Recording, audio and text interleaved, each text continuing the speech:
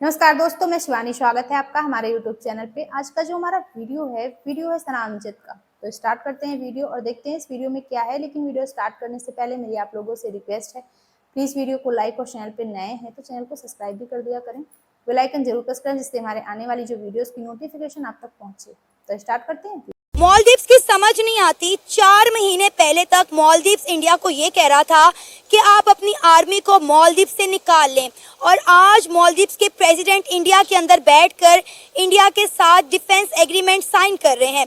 इसी के साथ साथ इंडिया का जो यूपीआई सिस्टम है वो मालदीव्स के अंदर अडॉप्ट किया जा रहा है। और सबसे बड़ी बात यह है कि इंडिया ने एक बार फिर से मालदीव्स की माली इमदाद कर दी है। इंडिया ने मालदीव्स को $400 मिलियन दिए हैं, जो कि मालदीव्स इंडिया को इंडियन करेंसी में रिटर्न करेगा। इसी के साथ साथ सोशल मीडिया पे ये खबर भी चल रही है कि इंडिया के प्राइम मिनिस्टर नरेंद्र मोदी ने मालदीव्स के प्रेसिडेंट मुइज़्ज़ू को जप्फी नहीं डाली। कि इंडिया के जितने भी नेबरिंग स्टेट हैं, नेपाल है, भूटान है, बांग्लादेश है, श्रीलंका है या मालदीव, वो किसी ना किसी तरह से इंडिया पर ही डिपेंड कर रहे हैं। चाहे वो डिफेंस हो, चाहे वो उनकी इकोनॉमी हो। तो ये जो कंट्रीज़ हैं ये इंडिया के बगैर सरवाइव नहीं कर सकते। और उनके अलावा, इंडिया के अलावा मालदीव के पास और कौन सा ऑप्शन था? चाइना एक अच्छा ऑप्शन नहीं था उनके पास, यूएसए नहीं था। तो उन्होंने सोचा कि चाइना और यूएसए को अड्डे देने से बेहतर है कि इंडिया के साथ ही कोई ना कोई इस तरह का डिफेंस एग्रीमेंट साइन कर लें, ताकि हमारी इकोनॉमी भी कोलैप्स ना करे और हमारा जो एक डिफेंस है और हमारे मुल्क की जो बका है वो भी खतरे में ना हो। तो सर, पहले इंडियन आर्मी को क्यों निकाला इन्होंने मालदीव से?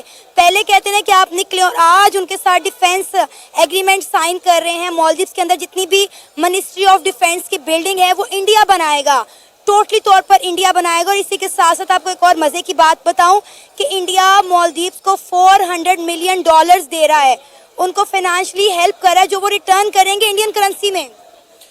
देखें, ज़रूरत ईजाद की माँ है। ये चीज़ होती है कि पहले आंखें दिखाते हैं। बांग्लादेश भी अभी ऐसे कर रहा है। 1 साल गुजरेगा, बांग्लादेश भी इंडिया से माफ़ी मांगेगा, दोबारा से उसने इंडिया से ही रुजू करना है।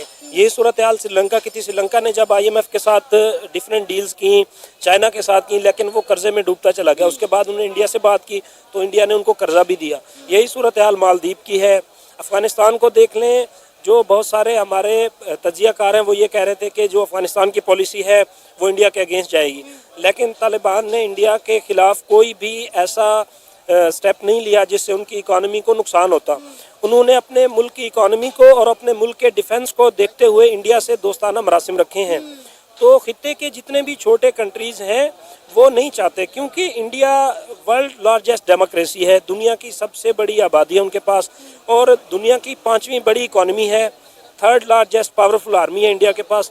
तो कोई भी नहीं चाहेगा कि हम इंडिया से अपने ताल्लुकात ख़राब करें। तो मैं अपने जो अरबाब इख्तियार हैं उनसे भी इल्तमास करूँगा कि वो अपने फ़ैसलों पर नज़र षानी करें, क्योंकि एक फ़िलासफ़र का कौल है, आप अपना दोस्त बदल सकते हैं लेकिन आप अपना हमसाया नहीं बदल सकते। तो सर, अब पाकिस्तान चाह रहा है ना कि किसी ना किसी तरह इंडिया के साथ ताल्लुकात बेहतर हो जाएं।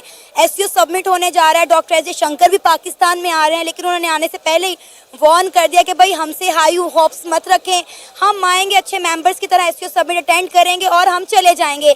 इंडिया और पाकिस्तान के रिलेशंस पे बात नहीं होने वाली। पाकिस्तान तो चाह रहा है कि इंडिया के साथ ताल्लुकात में बेहतरी आए, लेकिन इंडिया पाकिस्तान के साथ ताल्लुक बेहतर नहीं करना चाहता। नहीं, ऐसा नहीं है। 73 साल से हमें ये पढ़ाया गया है कि इंडिया हमारा दुश्मन है। ठीक है, जब भी बात स्टार्ट होती है, किसी घर की लड़ाई हो, किसी फ़र्द की लड़ाई हो, किसी शख्स के साथ लड़ाई हो, पहले दिन तो सुलह नहीं ना हो जाती। वो एक दिन आएंगे, इधर का माहौल देखेंगे, ठीक है, आहिस्ता आहिस्ता आहिस्ता आहिस्ता हमारी उनके साथ बातचीत होगी, हालात बेहतर होंगे। जब तक आप इंडिया के साथ रिलेशन अच्छे नहीं करेंगे, आपके मुल्क की इकनॉमी कभी ठीक नहीं होगी। आपका मुल्क भी श्रीलंका है, आपका मुल्क भी मालदीव है, उनकी इकनॉमी तो मैं फिर भी कहता हूँ पाकिस्तान से ऊपर है। अफगानिस्तान की जो करेंसी है वो पाकिस्तान से ऊपर है। तो यही कहूँगा कि अगर ये जो बाकी के कंट्रीज़ हैं, ये अगर इंडिया के साथ रिलेशन बना के अपने आप को स्ट्रॉन्ग करने की कोशिश कर रहे हैं, तो फिर हमें भी यही करना चाहिए। सर पिछले दिनों उनके जो कहते हैं रक्षा मंत्री, मेरा ख्याल है डिफेंस मिनिस्टर को बोलते हैं, उन्होंने बोला कि अगर पाकिस्तान ने हमारे साथ बना कर रखी होती तो इन चंद डॉलर्स के लिए ना इन्हें IMF के पास जाना पड़ता, ना यूरोप के तरले मिन्नतें करने पड़ते और ना ही इन्हें USA के आगे गिड़गिड़ाना पड़ता। इंडिया पाकिस्तान की इतनी मदद कर देता, लेकिन पाकिस्तान ने जो है दहशतगर्दी को चुना, लिहाजा अब वो किस मुंह से इंडिया से मदद मांगे? यही बात उन्होंने पार्लियामेंट के अंदर बात की थी, ठीक है। पार्लियामेंट के अंदर उन्होंने ये बात की थी कि अगर हमारे साथ रिलेशन अच्छे होते तो इनको जगह जगह जाके भीख न मांगनी पड़ती। मसला ये है कि ये जो रिलेशन ख़राब हुए हैं किस बुनियाद पे हुए हैं, मतलब छोटे छोटे मसाइल हैं, हमारा कोई इतना बड़ा मसाइल भी नहीं है, ठीक है। मसला कश्मीर सबसे बड़ा मसला तो दोनों मुल्कों के दर कश्मीर है जो हल नहीं हो रहा। अब देखें ना कि जब इंडिया ने जम्मू कश्मीर से आर्टिकल 370 रिमूव किया, उससे पहले दोनों मुल्कों में ट्रेड होती थी। इमरान खान साहब ने वो ट्रेड बंद कर दी जो आज तक बहाल नहीं हो सकी। अब देखें वाया दुबई चीज़ें आती हैं, उन पर टैक्स आप देखें कितना पड़ जाता है। I would like to answer this question. अगर आपके ताल्लुकात अच्छे नहीं हैं, क्या ट्रेड बंद करने से आपका कश्मीर का मसला हल हो जाएगा? नहीं, बिल्कुल भी नहीं होगा। तो उसका नुकसान क्या होगा कि हमें जो फूड आइटम्स हैं, दूसरी ज़रूरी चीज़ें हैं, अद्वियात हैं, वो बाहर से इंपोर्ट करनी पड़ेंगी दूसरे कंट्रीज से, इंडिया को छोड़ के, तो हमें वो चीज़ें महंगी पड़ेंगी। तो कश्मीर का मसला जब भी सॉल्व होगा तो इंशाल्लाह हो जाएगा, लेकिन आप 25 करोड़ लोगों की जो है ज़िंदगी वो मुश्किल ना बनाएं और ऐसे फैसले करें कि जिनसे आपके अवाम खुशहाल हों।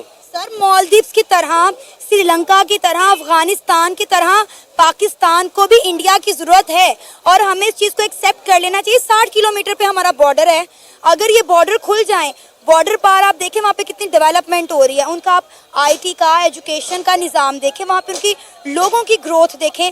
सोचिए अगर बॉर्डर खुल जाएं, हमारा एजुकेशन का निज़ाम बेहतर हो सकता है, हमारे मुल्क में गाड़ियाँ सस्ती हो सकती हैं, जो ट्रेड हम दाएं बाएं से घूम फिरा के करते हैं। अफगानिस्तान को आप देख लें, वैसी चाबहार पोर्ट उन्होंने बंद कर दिया है। सर मैं बताता हूँ, 1971 में बांग्लादेश हमसे लहदा हुआ, उनके बर्मा के साथ देखें रिलेशन, देखें कितने डेलिकेट उनके साथ रिलेशन है, मगर आज तक उन्होंने ट्रेड खत्म नहीं किया, ठीक है। सर चाइना ने इंडिया के साथ खत्म नहीं की, लद्दाख को लेके इतना बड़ा मसला है इनका। जितनी भी तरक्की याफ्ता ममालिक है उनका आप देखेंगे, उन कभी भी तरक्की याफ्ता ममालिक ने हमसाये मुल्कों के साथ ख़ास तौर पर ट्रेड ख़त्म कभी नहीं किया। मैं आपको नबी पाक सल्लल्लाहु अलैहि वसल्लम के दौरे हयात की भी मिसाल देता हूँ। नबी पाक सल्लल्लाहु अलैहि वसल्लम ने अपने दौरे हयात में मुसलमानों के साथ ट्रेड नहीं किया। वो उस वक़्त बुद्धिज़्म के पास ट्रेड लेके जाते थे। हज़रत खदीजा का जब माल लेके जाते थे तो वो नॉन मुस्लिम के पास अपना माल लेके जाते थे।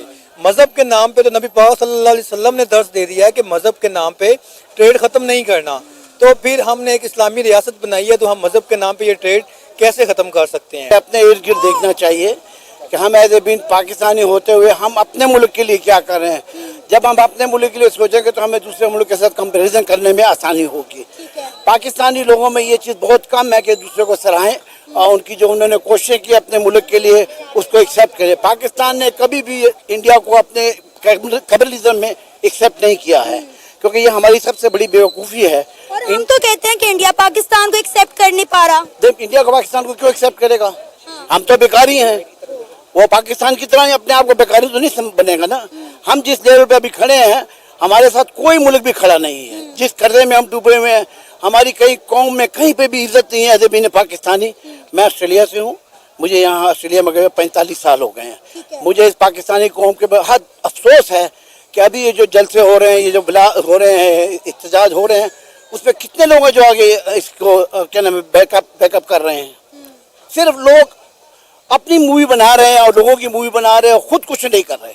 अगर पुलिस उनके साथ ज्यादती कर रही है या आर्मी उनके साथ ज्यादती कर रही है या कोई भी ज्यादती कर रहा है, तो उनको अवाम के साथ खड़ा होना चाहिए, उनकी हेल्प करनी चाहिए, ना कि अपनी फूडी बना रहे हैं, उसकी फूडी बना रहे हैं और व्हाट्सएप पे दे रहे हैं, वीडियो पे दे रहे हैं। लेकिन अब 15-16 अक्टूबर को पाकिस्तान में इतनी इंपॉर्टेंट मीटिंग होने जा रही है। इंडिया के foreign minister doctor S Jaishankar आ रहे हैं पाकिस्तान।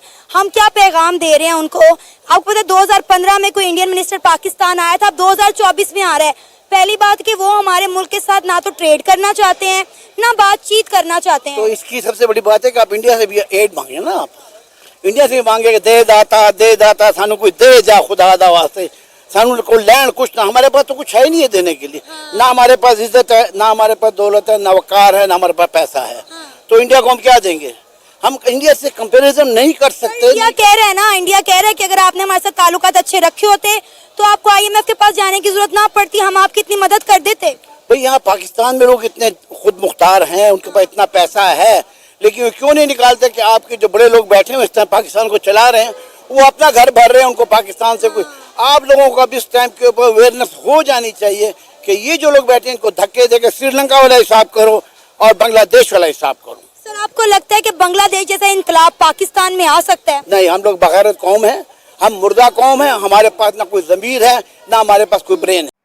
सो फ्रेंड, आप लोगों को पता ही है कि मालदीव्स के प्रेसिडेंट मुइज्जू जो कि भारत के दौरे पर हैं, और भारत ने एक बार फिर से अपना बड़ा दिल दिखाते हुए अपने पड़ोसी देश मालदीव्स की मदद के लिए हाथ बढ़ा दिया, और भारत ने $400 मिलियन स्वैप करेंसी एग्रीमेंट पर साइन किया।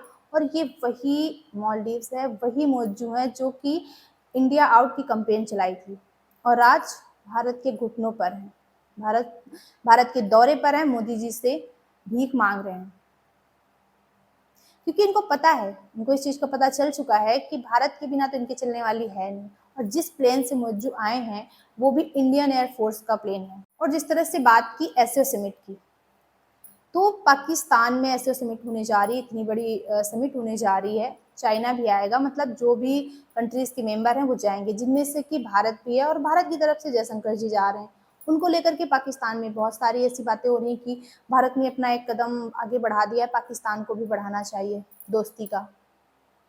और जिस तरह से बात की कि यहाँ पर आकर के देखेंगे कि यहाँ पे कैसा क्या है, मतलब कैसा माहौल है, फिर देखने को क्या बचा है। अभी 2 दिन पहले तो अटैक हुआ है जिसमें कि 4 विदेशी नागरिकों की जान चली गई पाकिस्तान में, और 2 उनमें से चाइनीज़ हैं, चीनी नागरिक हैं। ऐसे में जो कंट्री जा रही हैं वो भी सोच रहे हैं कि जाएं, ऐसे आतंकवादी पाकिस्तान में जाना सेफ है या नहीं है, वो भी सोचने में पड़ गई हैं। और ये बात कर रहे हैं कि यहाँ आकर के देखें, देखने को क्या बचा है, क्योंकि पाकिस्तानियों को पता नहीं ऐसा क्यों लग रहा है कि जयशंकर जी के आने से हमारी प्रॉब्लम मतलब ठीक हो जाएगी, जबकि उन्होंने तो खुद कह दिया है कि वो मेंबर के हिसाब से जा रहे हैं वहाँ पर, कोई बात करने के लिए नहीं जा रहे हैं, कोई दोस्ती करने के लिए नहीं जा रहे हैं। ऐसा नहीं है कि जयशंकर जी वहाँ पहुँचेंगे और एक पल में वो पाकिस्तान की जितनी काली करतूतें भूल करके वो कहेंगे कि हाँ ठीक है हम दोस्ती कर लेते हैं और कल से हमारी ट्रेड चालू हो जाएगी। ये जो कीड़ा है ना तुम्हारे दिमाग में, निकाल फूको बाहर, ऐसा कुछ होने वाला नहीं है। और हमारे डिफेंस मिनिस्टर ने एक भाषण के दौरान उन्होंने कहा था, मैंने भी देखा था वीडियो, कि अगर पाकिस्तान और भारत के संबंध अच्छे होते तो IMF के पास जाने की उन्हें ज़रूरत नहीं पड़ती, हम उनकी मदद करते, ऐसा करके कुछ कहा था, मुझे क्लियर याद नहीं है। मुझे लगता है राजनाथ सिंह ने उन्होंने ऐसे ही मजाक में कह दिया, पाकिस्तान के मजाक में कह दिया, और पाकिस्तानियों ने इसे सीरियस ले लिया। मतलब अगर भारत की मुझसे कोई भी बात निकलती है ना इधर से, तो पाकिस्तानी उसे सीरियस ले लेते हैं, चाहे जयशंकर जी के पाकिस्तान जाने को लेकर के हो, या फिर डिफेंस मिनिस्टर यानी राजनाथ सिंह का जो बयान है ये इसको लेकर के हो, ये सारी बातें सीरियस ले लेते हैं, क्योंकि इन्हें पता है कि भारत की तरफ से इन्हें कोई भीख मिलने वाली नहीं है, इधर कटोरा करने की कोई ज़रूरत नहीं है। और लास्ट में जो बात की अंकल ने कि पाकिस्तान एक मुर्दा कौम है, पाकिस्तान भिखारी है, और भी जो उन्होंने बातें की, इस बात से हम एग्री करते हैं, बिल्कुल सही है। आखिर पाकिस्तान में ऐसा कोई तो है जो सच बोल रहा है। बाकी आपकी क्या ओपिनियन है इस वीडियो पे, हमें कमेंट बॉक्स में ज़रूर शेयर करें। वीडियो को लाइक, चैनल को सब्सक्राइब करें। मिलते हैं नेक्स्ट रिएक्शन में किसी अच्छे से टॉपिक के साथ, तब तक के लिए थैंक यू।